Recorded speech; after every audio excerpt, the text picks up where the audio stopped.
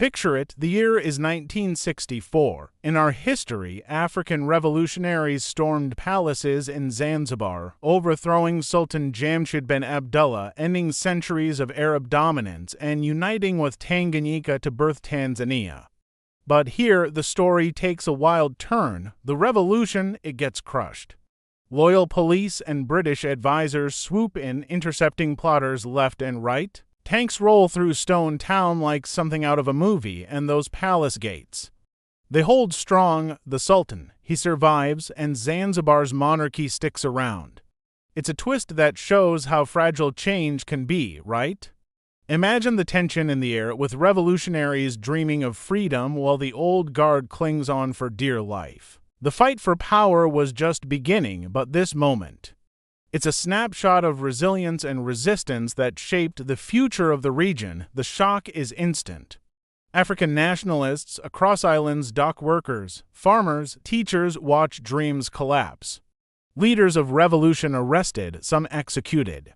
Sultan, shaken but triumphant, vows reforms but clings to Arab elite dominance. Stone Town bazaars bustle, but whispers of resentment from beneath. Tanganyika, shocked, pauses merger plans, zoom into lives, right? Picture this, an African dock worker who once cheered for revolution now finds himself dragged into prison for speaking out. It's a heavy moment, isn't it?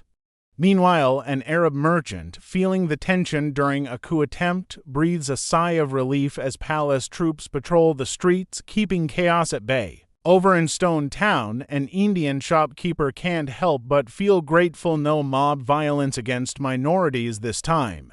It's a small victory, but a victory nonetheless. And then there's the British consul, who sends a cable back to London saying, "Crisis averted for now, but how long can this uneasy calm last?" The stakes are high and the tension is palpable.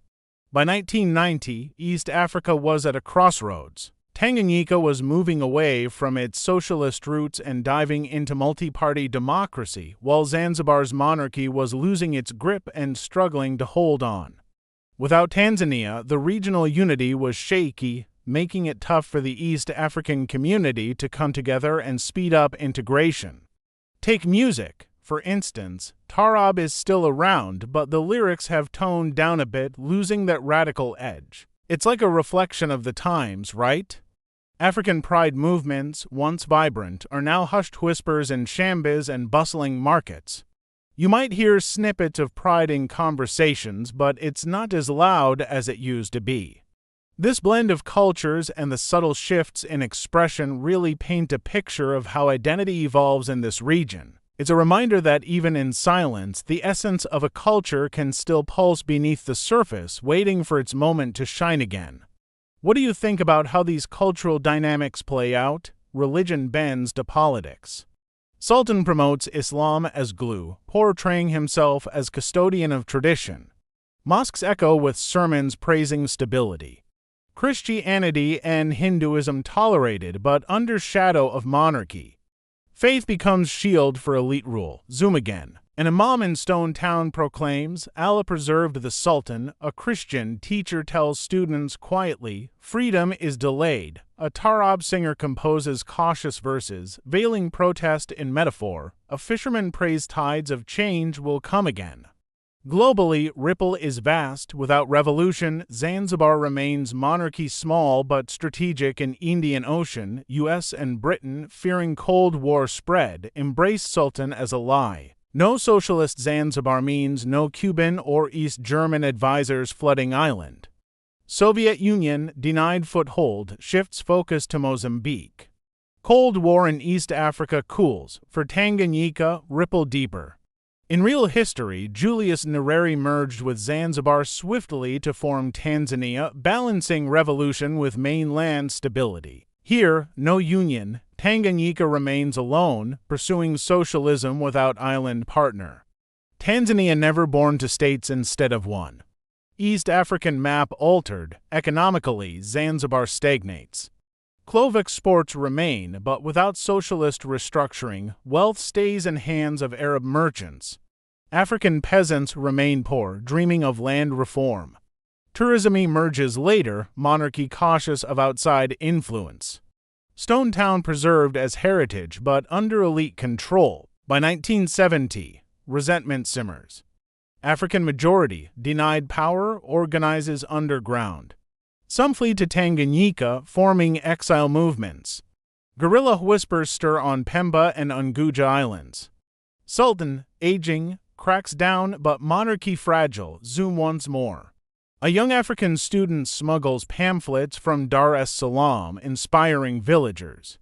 A royal guard brags in market, the Sultan's power is eternal. A fisherman hides rebels on his dhow, ferrying them at night. A Tanganyikan official murmurs, one day, Zanzibar will join us, world politics shift too.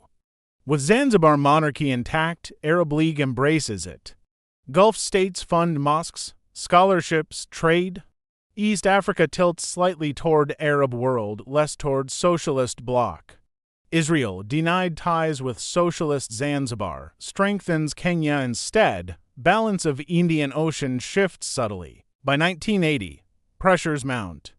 Monarchy faces economic stagnation, African unrest, Cold War meddling.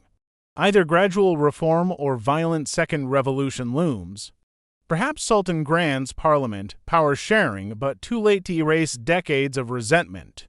By 1990, East Africa was at a crossroads. Tanganyika was moving away from its socialist roots and diving into multi-party democracy, while Zanzibar's monarchy was losing its grip and struggling to hold on. Without Tanzania, the regional unity was shaky, making it tough for the East African community to come together and speed up integration. Zoom one final time, a Zanzibari child in 1990 studies under portrait of Sultan, dreaming of equality ungranted. A Tanganyikan farmer wonders why island never united. A tourist strolls Stone Town, marveling at beauty but blind to tension. An exiled revolutionary in Dar whispers, we failed once but history waits. By late 20th century, Africa is transformed. No Tanzania, weaker Pan-Africanism, slower regional unity. Zanzibar monarchy lingers rich in cloves and heritage, poor in justice. For Cold War, fewer proxy battles in East Africa. For Arab world, a foothold remains. For African nationalists, bitter lesson, revolutions can fail. Would this world be better? For monarchy, yes, survival, prestige, clove wealth. For Africans of Zanzibar, no freedom denied, dreams deferred. For region, complicated, less unity, but less Cold War turmoil. In our history, revolution birthed Tanzania, strong voice in Africa. But had it failed, islands might still kneel under sultans, while continent waited for tides of change. So, what do you think? Could Sultan's palace have truly withstood storm, or was revolution inevitable in age of freedom? Drop your thoughts below and subscribe to Sheriff Reactions. Hit the bell for daily flips where we explore not just what happened but what might have been.